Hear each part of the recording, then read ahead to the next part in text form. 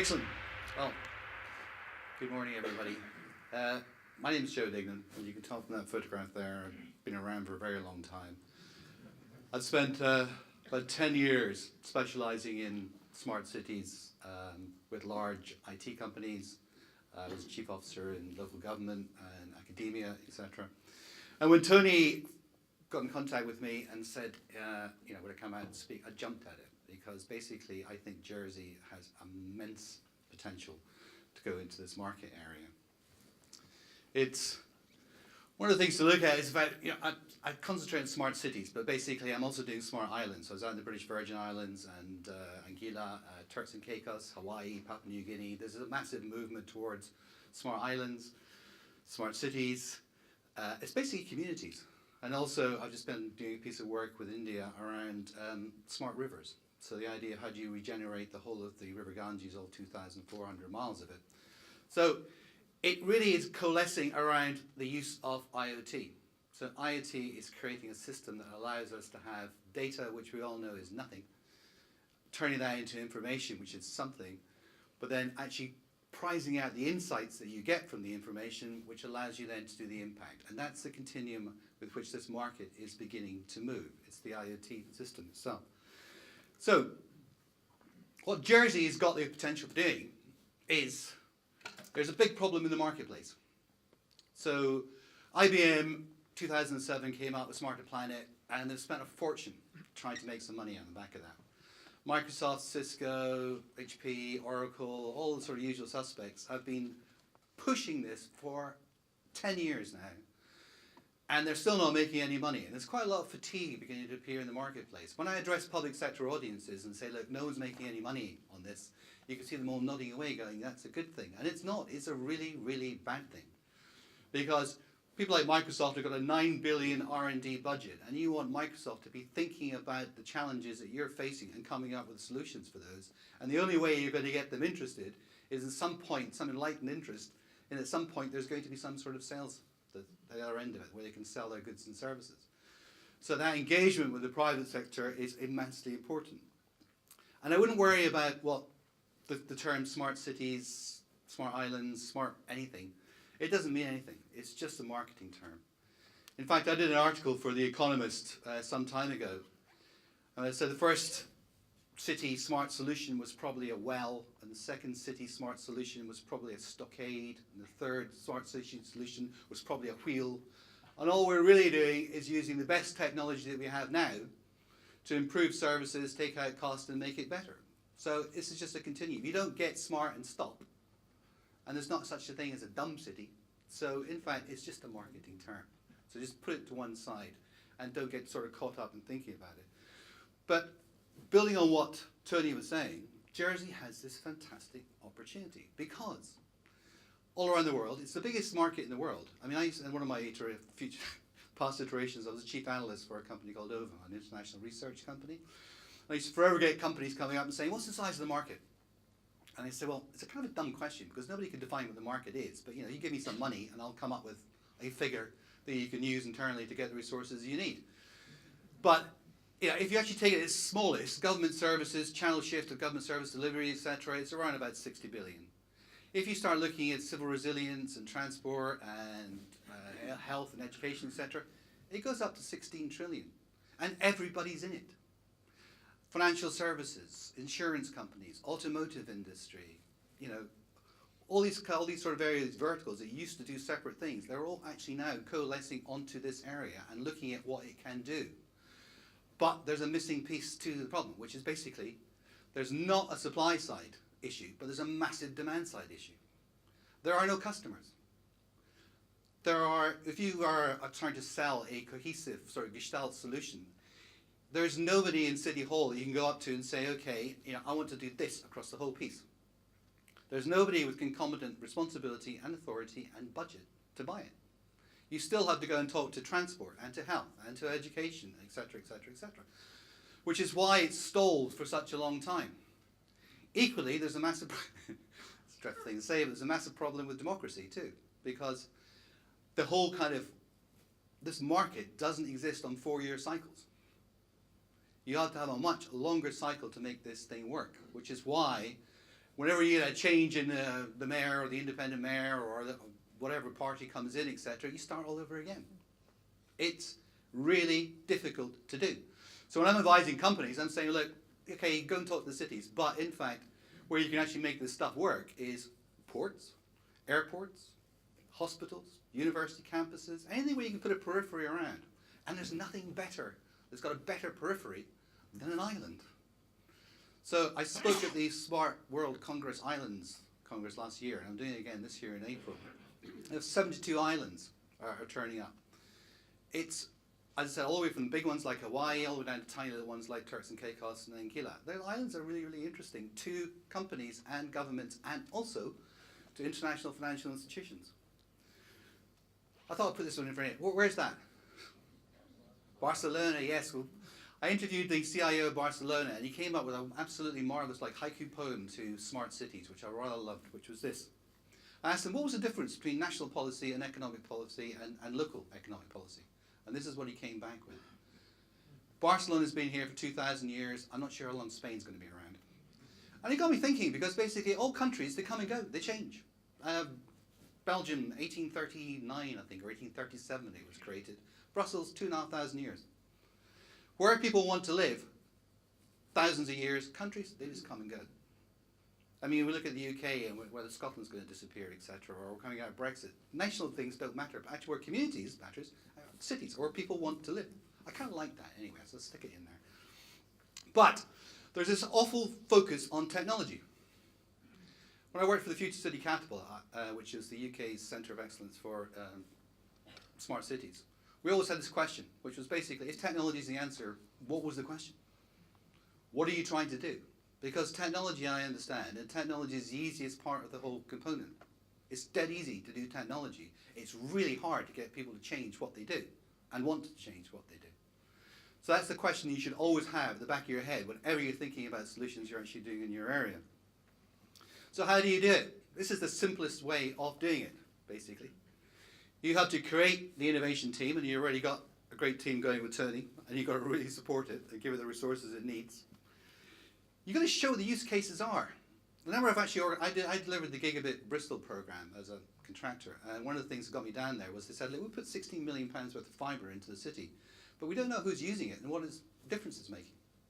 And that's a really common thing. People are putting technology in, but they have no idea how they're going to measure what that technology is going to do and what difference it's going to make. So you've got to actually create the use cases. If we put this technology in, what are people going to do differently by using it? And then you've got to work out, if they're going to do different things by using it, how are we going to measure that? We got a lovely brief when I was at the Catapult from Dubai. Dubai came along and said, your brief is, we want to be the happiest city in the world in 2030. And we're sitting there going, okay. That was the brief. I said, well, the hell does that mean? Being happy. Who's going to be happy? Why are they going to be happy? Is happy a good thing? Is everybody going to be happy? But this sort of happiness, well-being, harmony, etc. is a large part of what's beginning to go into this sort of thing. If you're not doing it for a good reason, why the hell are you doing it in the first place? So create the use cases. You've got to then be able to measure the difference, which means you've got to benchmark where you are already so that you can actually see there's some difference in it. And then reinvest that ROI. So this is basically the simplest way of actually looking at this. And what I hate are strategies. I have seen strategies yay thick. I've seen loads of strategies. Birmingham's a great example. Birmingham in the UK had a wonderful strategy, which is about 5 inches thick, for about 4 years. But they have no idea how to convert that strategy into doing something. If you start from the idea, we're going to create a strategy, then you are tied into what your thinking was whenever you created the strategy. You need an iterative process of, these are the outcomes we're going to get to, and we'll keep changing as we go along to still try and get to those outcomes.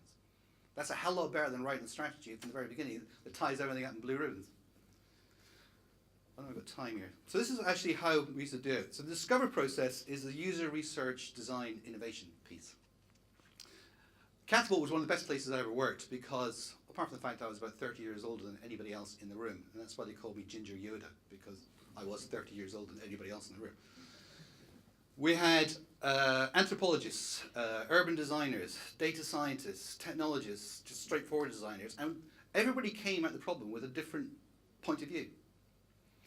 And our insights team, which were the anthropologists and cultural, the insights team guys, we used to call them really smart people that ask really stupid questions.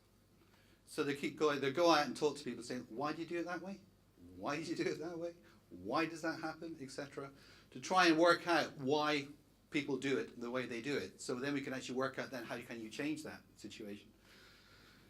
We do something called City Academy, well, Island Academies, because this is such a fast-changing environment. I mean, I do it full-time, and I still have, all I know is what I don't know. If you're doing another job, like you're a director of transport or you're something else or whatever it is, it's not your full-time job. And so when you're starting to create tenders and RFIs, etc., you're actually working on the assumptions that you know what you actually want to do, but you have no idea what is possible. So we spend a lot of time going into cities and various areas saying, look, this is the best shit we've seen around the world. And you can see people's eyes light up there. I never knew that was possible to do. So you've actually got to create what is the art of the possible before you can actually decide what it is you're trying to think of doing. And the citizen engagement bit, I spent a lot of time going into talking, and there's also this polarization between the sort of citizen activists and the technology people. Technology people say it's all about infrastructure. Citizen activists say it's all about people. And of course, it's not a binary thing. It's the same thing. Basically, it's all about people, but it's enabled by the infrastructure. That's it. It's the same thing. You know, there shouldn't be any polarization in what people are talking about when they're thinking about it. Then you've got to demonstrate it working. We had a really simple example in Belfast. So we went on to Belfast, we had a very cynical CFO, he didn't really like all this smart stuff, and we said, well, what's your biggest problem? He said, well, I actually think that I am losing money because I'm not being able to charge business rates on buildings I know are live. But I can't prove it. What they were doing is they were sending out 200 students every 6 months, 10 a day, to go knock on doors to see if a building was actually in operation. It was really simple for us to actually create a sort of proof of concept which shows if there's energy being used, if there's water being used, etc., that building's live, charge them. They put 2 million back in the budget in the year one. So you can actually do really simple proof of concepts where you can show how IoT can actually increase your revenue generation apart from anything else. The 10 top traits. I know I've only got about 15 minutes. Having done this all over the world, this is what I came up with. And my number one used to be leadership. And then I came to the conclusion that, in fact, you can get really, really competent leaders who just lead you the same way you've always done it. That's not what you want. What you want is a focused maverick. You want a bit of a nutter in charge of what you're doing. And with Tony, I think you've got one. So that's good. You got to have a bit of a nutter. It's really good if you've got an elected official or some sort of champion within the council or whatever who's also a bit of a nutter. And then you have a perfect storm for doing things. So that focus, I mean, people like Sheikh Mohammed in Dubai and the guy actually in Singapore, they were rogue mavericks.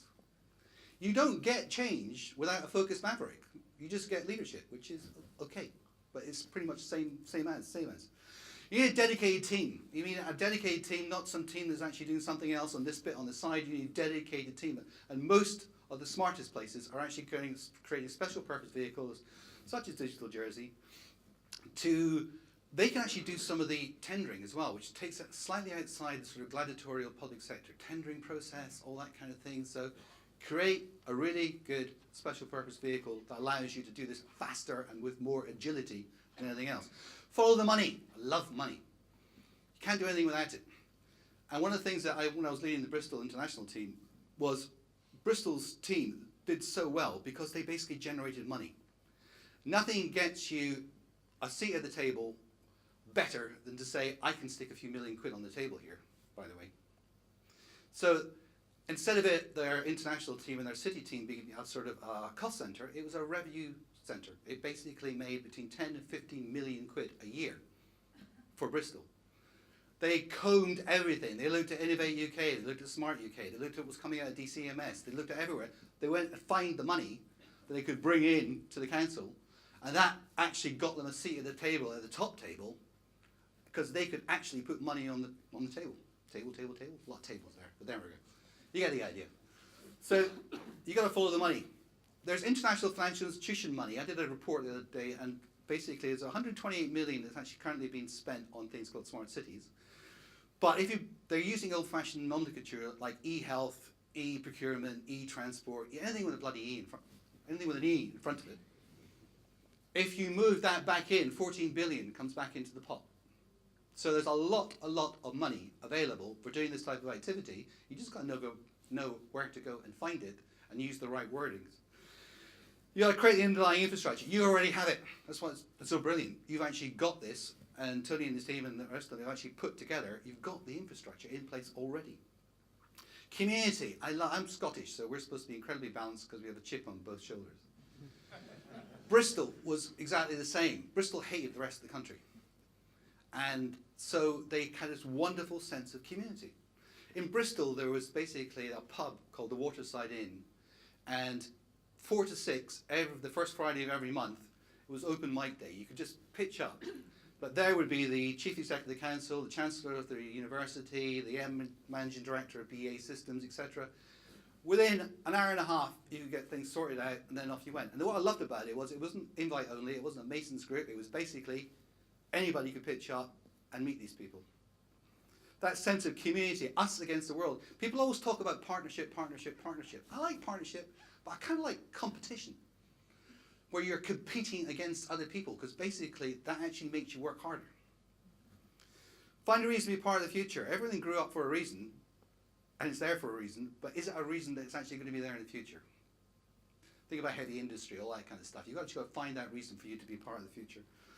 Leverage the private sector. It used to really annoy me when I worked in the public sector, and then I moved to the private sector. I moved to the dark side, and people wouldn't tell me things. I was thinking, hang on, I'm paying loads of tax. I still have kids at school. I've got parents. I'm still a person. Get these people in, because they're actually part of your community, and they've got access to R&D monies. They've got access to wonderful IP. Embrace your local private sector people. Do something. This is the most important part. So many people get stuck on the strategy piece, and they don't do anything. If you do something, you can either fix it, or you can make it better, or it's a massive success. Again, I'm using Bristol as an example because they're really, really good. Bristol actually did things iteratively, and on the back of that, people would give them money because they wanted their logo on whatever success they were doing. We would do something, and you get a phone call saying, no, we've got money, but we haven't got any really good ideas, so how about if we just give you the money and we put our logo on what you're doing? That's great. Do something, make it a success, and you'll start to gain the funding, etc., going through it. And you've got to be able to measure the difference. If you don't know what success looks like, don't start. You've got to actually work out, this is what this is going to actually turn out to be, and we need to be there and get there in the end. Where are we now? IoT systems. I was supposed to have talked about IoT systems. There we go. This is an exhibition that we did when I was working for the Future City Catapult for Big Bang Data, which was a data exhibition in Somerset House in London. The thing on the right there was a sentiment map from tweets, etc., from the whole of London. Oh, 5 minutes, right. But the bit in the middle there, I quite like. And it was a game. It was set up as a game, but it's real. And it actually says, okay, if you change this, i.e., if we close the libraries and do such and such and such, what happens next? You've got to give the community the understanding of what happens if they make decisions. But it's using data to actually make that happen. Right, I only got a few minutes left, so I'm going there. There's a really good example of Bristol, where they actually created a software-defined network, which in my stupidity just means you can run anything that runs over any proprietary network. So Juniper boxes, Cisco boxes, anything, it doesn't really make a difference. The thing at the top there was my favorite, though. They had a planetarium, and they said, what can you do with the planetarium? So I wanted a city data visualization center. So Bristol has created the first ever 3D interactive city data visualization center, which has 140 data sets live going into it, which is also hooked up to a Blue Crystal supercomputer at the high performance computing part of Bristol University. And what they can do is they can do scenario planning. That's not what it looks like, actually. That's just something I Google. They can do things like resilience planning, flooding, all sorts of stuff in 3D, in real time, in interactive in the actual screen itself. You've got to come up with something really good. New York went to Bristol, Chicago went to Bristol, Digital China came to Bristol to see what Bristol was doing. My favourite was the president of Singapore went to Bristol to see what Bristol was doing. Bristol's roughly the same size as Jersey. It's 120,000 people, I think. You can punch so far above your weight, it's unbelievable. And that's my last slide, my last comment, is if you want to make this happen, this is the sort of ecosystem of organizations you need to actually work it through with. What I put in the middle there are the ones I'm spending most of my time with, which is the architectural, engineering, construction companies. Those are the people like Arup, Balfour Beatty, etc. They know they need to bake all this into the master planning stage.